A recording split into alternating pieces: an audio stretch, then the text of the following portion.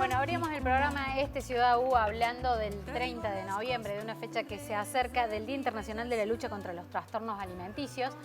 También para hacer visible este tema, ¿no? Que muchas veces da vuelta, se habla de eso y está bueno en noviembre el mes y la fecha para poder darle fuerza a este tema. Está con nosotros Soledad Moreno, que es psicóloga, y Micaela Vargas, que es paciente. Bienvenidas, chicas. ¿Cómo están? Gracias. Gracias por el espacio. Bueno, gracias por estar ustedes acá y por traer el tema, por animarse a Mica también a hablar de esto.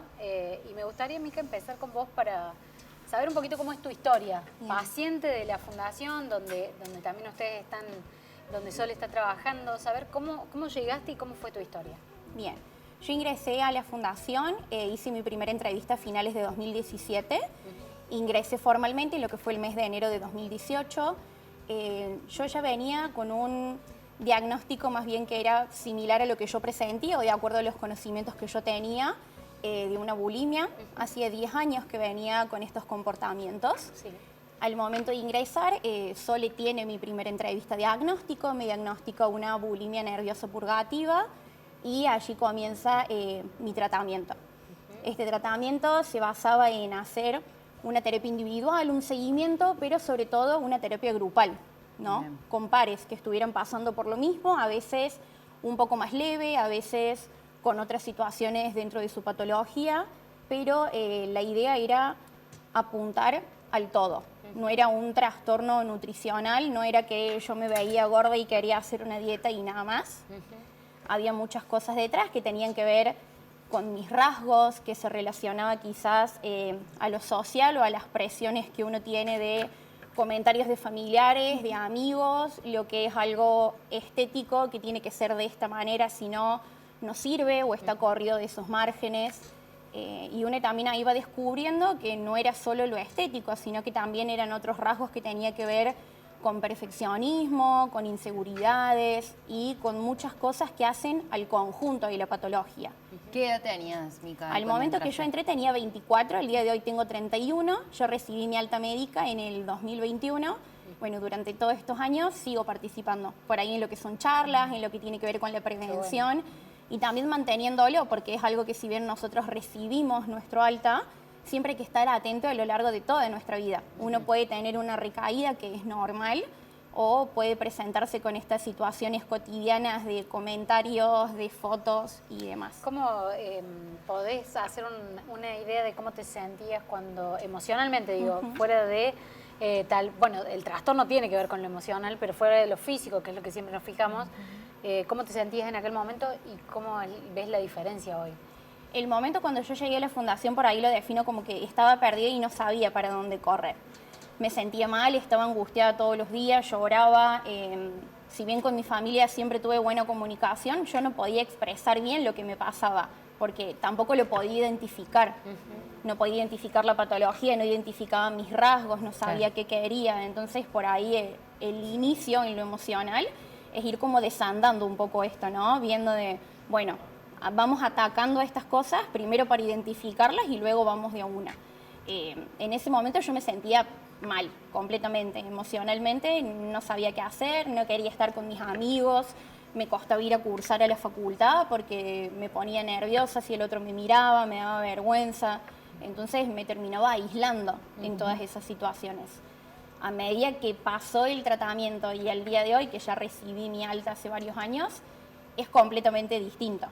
Si bien todos a lo largo de nuestra vida tenemos diferentes problemas o diferentes situaciones, emocionalmente es diferente para mí porque puedo reconocer e identificar qué me pasa, a qué se relaciona, si estoy triste, si estoy contenta, me puedo anticipar a determinadas situaciones de esto me hace ruido, cómo me voy a predisponer a esa situación y es un cambio. Al principio a mí el tratamiento cuando estaba feliz me asustaba estar feliz porque no sabía qué era. Y al día de hoy me puedo hacer cargo de todas las emociones y transitarlas. Eso está, sí. No, ¿que crees que hubiese sido lo mismo si no era en grupo el tratamiento? O sea, ¿de qué te sirvió ese grupo de contención? Al principio creo que hablo por mí y por todos los chicos de la fundación, cuesta mucho cuando es terapia grupal, porque mi primera idea era, si yo estoy así de mal y el de al lado también, ¿en qué me va a colaborar si estamos en la misma?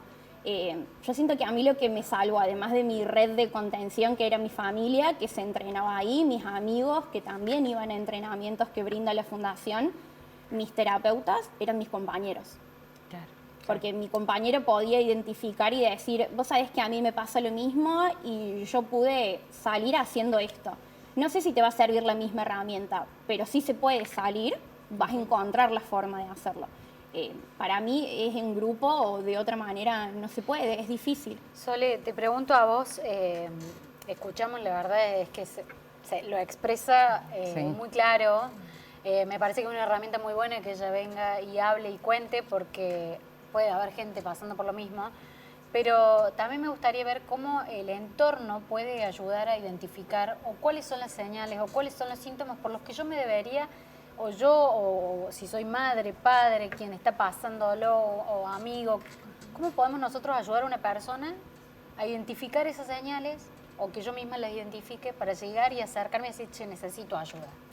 Bien, justo hablábamos con Mica de que el mensaje de hoy no sea solamente hablar de cuando ya la patología alimentaria esté instalada, ¿no? Y decimos hay un diagnóstico de bulimia, anorexia, un trastorno, un desorden por atracón, sino que podamos hacer más efectivo esta herramienta de la prevención, en donde tenemos que reconocer dos cosas: que estas patologías son emocionales, no son nutricionales, si bien eso está enmarcado dentro de lo que vamos a tratar cuando un paciente ingresa, y que son desórdenes o trastornos sociales, que esté instalado en nuestra sociedad. Sí, lo que nosotros solemos llamar acá como lo cultural. Que esté instalado esto de, a ver, primero, la comida la compartimos permanentemente. Para Es juntarnos. una instancia social. Y es una instancia social de intercambio. Y eso no es malo. No es que sea malo eso. Y segundo, que somos seres humanos que necesitamos, para reconocernos de la mirada del otro, de que el otro nos reconozca también. Y charlamos con Mica qué pasa cuando ese reconocimiento, eso que buscamos afuera, se empieza a volver una obsesión. Y ahí yo creo que hay que estar muy atentos. La edad de inicio es la adolescencia, la primera adolescencia. Entonces, a los papás o a los que nos estén escuchando, docentes y demás, creo que todos tenemos un papel activo en la prevención, de poder estar atentos ahí, bueno, qué rasgos pueden aparecer. Y tengamos en cuenta que la adolescencia también impacta de manera importante quién soy, a dónde voy. Y si no tenemos un sistema familiar o si no tenemos alguien en la escuela que nos guíe, que nos acompañe, se vuelve más difícil atravesar esa etapa. ¿Cuáles son esos rasgos? Porque a lo mejor hay padres, que podemos decirlo así, que a lo mejor se preocupan por ciertos rasgos que no deberían preocuparse. ¿Cuáles son esos rasgos que deberían llamar la atención? La puerta de entrada son las dietas. Yo creo que ahí hay que activar una alerta de hay un buen seguimiento, esta persona, mi hija, mi hijo, este adolescente, ¿necesita hacer una dieta? Porque también eso es confuso, ¿sí? Viene una fiesta típica, ¿vieron? Viene una fiesta, viene fin de año y ya ahí, y más en la adolescencia, y lo empiezan a hacer solos. Y ahí las redes sociales a veces no nos colaboran del todo porque nos bombardean con información. Es más difícil hoy en cual. día. Y es más difícil porque está todo tan habilitado que creo que ahí en esa puerta de entrada hay que tener una alerta y ver de que sea un seguimiento, de que si es necesario hacerlo también. Y después podemos estar atentos, ¿no? Cuando ya aparecen algunas otras cosas que pueden ser más graves, ¿no? Como empieza a restringir, empiezan a aparecer algunas mentiras, ¿no? De ya comí y en realidad después nos enteramos que no comió y pasó largas horas, o se va al boliche y no cenó, y veamos que mezclado con el alcohol, la restricción alimentaria puede pasar a situaciones mayores. Cuando tenemos un miembro que se levanta de la mesa automáticamente y va al baño. Recién ella hablaba de las purgas, bueno, ser cuidadosos y estar atentos, que nos llame la atención cuando veamos que esto se vuelve seguido. Y la mejor herramienta es el diálogo, hablar, sacar el tema, hablemos de esto, aprendamos de qué se trata. Y emocionalmente, también hay que estar atentos a esos estados de ánimos por ahí muy fluctuantes. Que si bien la adolescencia Tiene un poco es de eso. Tiene un fluctuante, poco eso, sí. pero bueno, veamos el aislamiento, el no querer salir por ahí. Pero estos trastornos no solo pasan tampoco en la adolescencia, ¿no? No, O sea, adultos. pueden También. empezar ahí. Sí, es la edad de inicio, pero nosotros en la fundación tenemos un grupo de adultos, además de el grupo de menores, que son pacientes que tienen de 20 a 50, 60 años, que están atravesando por el desorden o la patología alimentaria. ¿Y tenemos que estar en tratamiento toda la vida, Sole, o podés llegar a un alta y estar bien durante el resto de tu Los vida? trastornos de la conducta alimentaria están enmarcados como adicciones. Y como una adicción hablamos de la recuperación, ¿no? No es una cura total, es la recuperación y ese seguimiento que el paciente, cuando le damos el alta, tenemos los seguimientos post-alta durante 6, un año, lo vamos revisando para ver qué herramientas, cuando se encuentran también más expuestos a lo social, que van necesitando como apoyo, porque no es que se resuelve toda la vida en la terapia de grupo, ¿no? Es, Claro. bueno, lo que se le da la herramienta para afrontar, pero después puede venir los proyectos de vida, Claro, la la vida pareja, los continúa. hijos, la vida Claro. continúa, y ahí necesitar este soporte. Pero decimos que por lo menos en un año y medio, 2 años, ya tenemos que tener evolución en el paciente y en la familia si acompaña. Bueno, algo también que se habla cuando dice, bueno, esto es genético o esto se traslada de madres y padres a hijos, es familiar, esto falló en la crianza. Hay un montón me parece, de frases típicas que se usan, que circulan y que muchas veces hasta están en las mismas redes sociales, como decimos, que me parece que afectan. ¿Cuánto de esto hay de verdad, de cierto? Porque está bien marcado la forma en que decimos trastornos de conducta alimentaria. Entonces, ¿cuánto de esto realmente puede tener que ver con lo genético o de descendencia familiar? Puede pasar, no es que esto se transmite por un gen, es una adicción. Si en las familias materno-paterna tenemos adicciones o tenemos enfermedades psiquiátricas importantes, esto puede favorecer la aparición de otro trastorno. Pero lo que nos va a ayudar mucho también es esto, cómo esta familia que acompaña a este paciente o este entorno está acompañando las conductas sanas o conductas enfermas. Si yo tengo una mamá que no cena, que no almuerza, si yo tengo un papá que permanentemente está criticando el cuerpo de la hija, y eso es una conducta que hay que cambiar. Claro. Hay que cambiar. Y se visibiliza más esto ahora, ¿no? Vieron que cada vez más chicos, no opines del cuerpo ajeno, Sí. lo estamos escuchando más. Y hay que alentar esos movimientos. ¿Y qué pasa cuando como padres ves un cambio que no está siendo sano para tu hijo? O sea, ¿cómo abordarlo? Por ejemplo, el tema de la obesidad. Cuando ves que tu niño tiene un peso distinto al resto de los niños, ¿cómo abordar con él eso de bueno, tratar de un tratamiento saludable, de una alimentación, hacerle algunos cambios?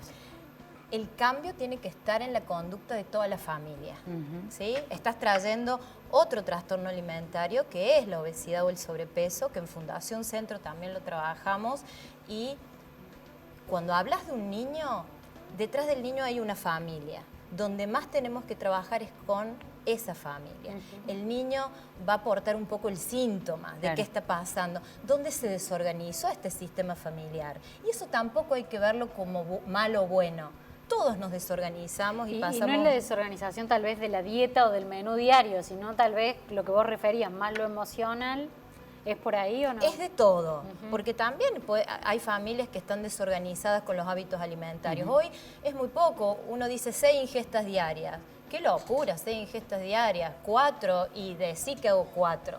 Cuando en realidad, si pudiéramos pautar a la conducta en generar un adecuado hábito, que ese hábito también tenga un orden alimentario saludable, no restrictivo, saludable, que nos permitamos comer de todo si no hay ninguna otra condición clínica que no lo permita, y el acompañamiento emocional, ¿sí? Y que el acompañamiento emocional no solamente puede estar destinado al niño, tal vez una mamá o un papá que necesita acompañamiento familiar, emocional, y acceder a ese acompañamiento, hacer una consulta, y no solo con el nutricionista. Por ahí hay que ir a la psicóloga infantil, hay que abrir la puerta si yo necesito un espacio para trabajar. Ser más receptivos. Bueno, Mica, muchas gracias por venir, por contarnos tu experiencia. Sole, gracias por venir.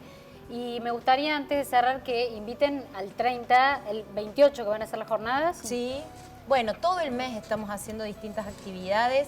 Si hay alguien que necesite información, en el www.fundacioncentro.org van a encontrar nuestros teléfonos, direcciones y demás. El 28 de noviembre, que es jueves, vamos a tener una charla informativa. Tenemos charlas informativas gratuitas que si llaman a la fundación pueden sacar un turno, un horario para poder asistir. Y muchísimas gracias de nuevo por el espacio acá en el 10. Muchísimas gracias, chicas. Bueno, nosotros nos vamos a una pausa, pero nos vimos. Random, me parece. O una pausa, La produ no sé. nos dice, pero nos vamos al random, porque está bueno poder frenar un ratito, hablar de esto, visibilizarlo. Así que muchísimas gracias. Gracias. chicas. Gracias a ustedes.